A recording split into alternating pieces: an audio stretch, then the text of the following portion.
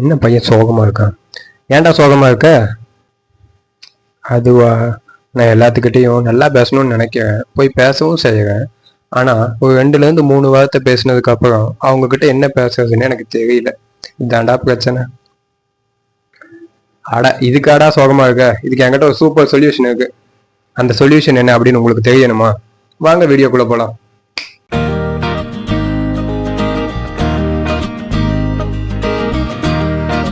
Hello guys, welcome to speak bold Tamil YouTube channel. நான் உங்க கார்த்திக் ராஜா. இந்த வீடியோவில் நம்ம என்ன பார்க்க போறோம் அப்படின்னா, what to I say after I say hello. ஒரு நியூ பர்சனை நான் மீட் பண்றேன், இல்லை எனக்கு தெரிஞ்சவங்களே நான் மீட் பண்றேன், அவங்க கிட்ட நான் போய் பேசுறேன். ஆனா அவங்க கிட்ட ஒரு 2-3 கான்வர்சேஷன் பண்ணின உடனேயே நெக்ஸ்ட் என்ன பேசுறதுன்னு எனக்கு தெரியல. ஆனா நான் நல்லா பேசணும்னு நினைக்கிறேன், என்னால பேச முடியல, எனக்கு மைண்டு ஃபுல்லா பிளாங்க் ஆகுது. இதுக்கு என்ன சொல்யூஷன் அப்படின்னு உங்களுக்கு தெரியலையா? இந்த ப்ராப்ளமை சால்வ் பண்றதுக்கு ஒரு 5 டெக்னிக்ஸ் நான் சொல்றேன், அதை நீங்க ஃபாலோ பண்ணுங்க. ஓகேயா? First technique, the mood match. நம்ம எல்லாருமே மனுஷங்க தான். ஸோ நம்ம எப்போதுமே ஒரே மாதிரியான எமோஷன்ஸ், ஃபீலிங்ஸ் அண்ட் மூட்ல இருக்கிறது கிடையாது. சில சமயம் ஹாப்பியாக இருப்போம், சில சமயம் சேடாக இருப்போம், சில சமயம் கோபமாக இருப்போம், சில சமயம் கன்ஃபியூஸ்டாக இருப்போம். அதனால நம்ம ஒரு நியூ பர்சன் கிட்டயோ இல்லை தெரிஞ்சவங்க கிட்டயோ போய் பேசுறப்ப அவங்க மூட் எப்படி இருக்கு அப்படிங்கிறத நம்ம ஃபர்ஸ்ட் ஐடென்டிஃபை பண்ணணும். இது எப்படி ஐடென்டிஃபை பண்ணலாம்? அவங்கள பார்த்தாலே நமக்கு தெரியும், இல்லைன்னா அவங்க பேசுறதை வச்சு நம்ம கண்டுபிடிக்கலாம். இதை நம்ம ஐடென்டிஃபை பண்ணிட்டு, ஸோ நம்மளும் அதே டோன்ல பேசணும். அவங்க ஹாப்பியா இருந்தா நம்மளும் ஹாப்பி டோன்ல பேசணும். அவங்க சேடா இருந்தா நம்மளும் சேட் டோன்ல பேசணும். நம்ம கான்வர்சேஷன் ஃபுல்லாவே இப்படியே பேசணுமானா கிடையாது. ஜஸ்ட் அந்த கான்வர்சேஷனை ஸ்டார்ட் அப் பண்றப்ப மட்டும் இப்படி பேசுனீங்கன்னா போதும். நெக்ஸ்ட் அவங்களோட அட்டென்ஷன் உங்களுக்கு கிடைச்சிடும். நெக்ஸ்ட் நீங்க எப்படி வேணாலும் பேசிக்கலாம். ஸோ ஒருத்தங்க கிட்ட ஃபர்ஸ்ட் கான்வர்சேஷனை ஸ்டார்ட் பண்றப்ப மூட் மேட்ச் பண்ணுங்க. அவங்களோட மூட் ஐடென்டிஃபை பண்ணி அதுக்கேற்ற மாதிரி அந்த டோன்ல நீங்க கான்வர்சேஷனை ஸ்டார்ட் பண்ணுங்க. So you can get their attention. The second technique is prosaic with passion. இதை நான் ஒரு எக்ஸாம்பிளோட ஸ்டார்ட் பண்றேன். இப்போ ஒரு பேச்சு போட்டி நடக்குது, அதுல 2 பொண்ணுங்க பார்ட்டிசிபேட் பண்றாங்க. மொதல் பொண்ணு பார்த்தீங்கன்னா கண்டென்ட் சூப்பரா வச்சிருக்காங்க, ஆனா அவங்க கிட்ட கான்ஃபிடன்ஸ் கம்மியா இருக்கு. அவங்க ரெப்ரசென்ட் பண்ற விதம் ரொம்பவே லோவா இருக்கு. ஆனா 2வது பொண்ணு கிட்ட பாத்தீங்கன்னா கண்டென்ட் லிமிட்டா தான் இருக்கு, ஆனா அவங்க ரெப்ரசென்ட் பண்ற விதம், அவங்களோட கான்ஃபிடன்ஸ் ரொம்ப சூப்பரா இருக்கு. அதனால 2வது பொண்ணு தான் நம்ம வின்னர்னு அனௌன்ஸ் பண்ணுவோம். அவங்க கிட்ட கண்டென்ட் கம்மியா இருந்தாலுமே அவங்க கிட்ட கான்ஃபிடென்ட் இருக்கு, ரெப்ரசென்ட் பண்ற விதம் நல்லா இருக்கு. இதுல இருந்து நம்ம என்ன அண்டர்ஸ்டாண்ட் பண்ணிக்கணும் அப்படின்னா, நம்ம என்ன சொல்றோம் அப்படிங்கிறது 20% தான் important, but 80% what is important அப்படின்னா ஹவு வி ரெப்ரசென்ட். நம்ம என்ன சொல்றோம் அப்படிங்கிறத விட நம்ம ஒரு விஷயத்தை எப்படி சொல்றோம் அப்படிங்கிறது ரொம்பவே important. This is the second technique. Third technique, never the naked city, job or introduction. நம்ம ஒரு நியூ பர்சனை மீட் பண்ண உடனே அவங்க கிட்ட ஆஃப்டனா கேட்கக்கூடிய கேள்வி என்ன? நீங்க எந்த சிட்டில இருந்து வரீங்க? நீங்க என்ன வேலை செய்வீங்க? இந்த கொஸ்டின் தான் நம்ம ஆஃப்டனா கேட்போம் இல்லையா? இதுக்கு நம்ம என்ன பதில் சொல்லுவோம்? நம்ம கிட்ட கேட்டா நம்ம என்ன பதில் சொல்லுவோம்?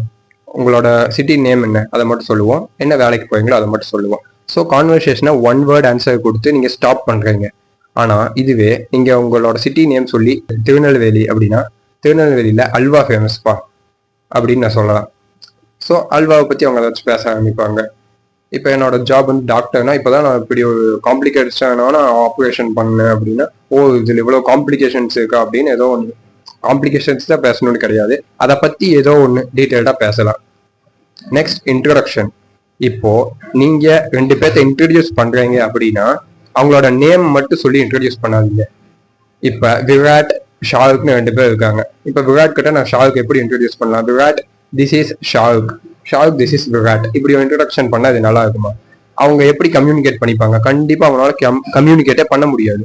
அவங்க நேம் மட்டும் வச்சு அவங்க எப்படி கம்யூனிகேட் பண்ணுவாங்க? இதே Virat, this is Shahrukh, he is the greatest actor, and Shahrukh, this is Virat, he is the best cricket player in the world இப்படின்னு எக்ஸ்பிளைன் பண்றேன்னா அவங்களுக்கு, ஓ he is a cricketer, he is actor அப்படின்னு இதை வச்சு அவங்க கம்யூனிகேஷன் டெவலப் பண்ணுவாங்க, ஒரு கான்வர்சேஷன் டெவலப் பண்ணுவாங்க இல்லையா?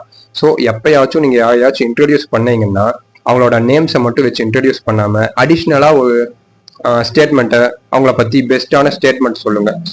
So that they can communicate well.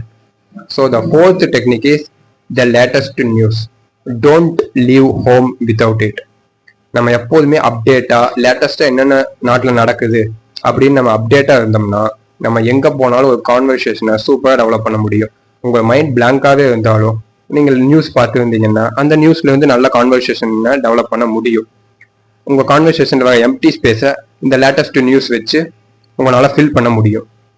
எப்படி ஃபில் பண்ணலாம் அப்படின்னு கேட்டீங்கன்னா, நீங்க ஒரு பர்சன் கிட்ட பேசுறீங்க அப்படின்னாலே நீங்க கொஞ்ச நேரத்திலேயே அவங்களை ஐடென்டிஃபை பண்ணுவீங்க.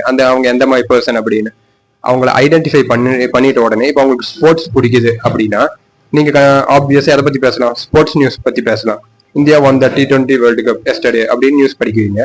ஸோ நீங்க இந்தியா T20 வேர்ல்டு கப் ஜெயிச்சது இதை பத்தி உங்களுக்கு எதாவது தெரியுமா, அந்த மாதிரி நீங்க கான்வர்சேஷனை நல்லா டெவலப் பண்ணலாம். This is the latest news.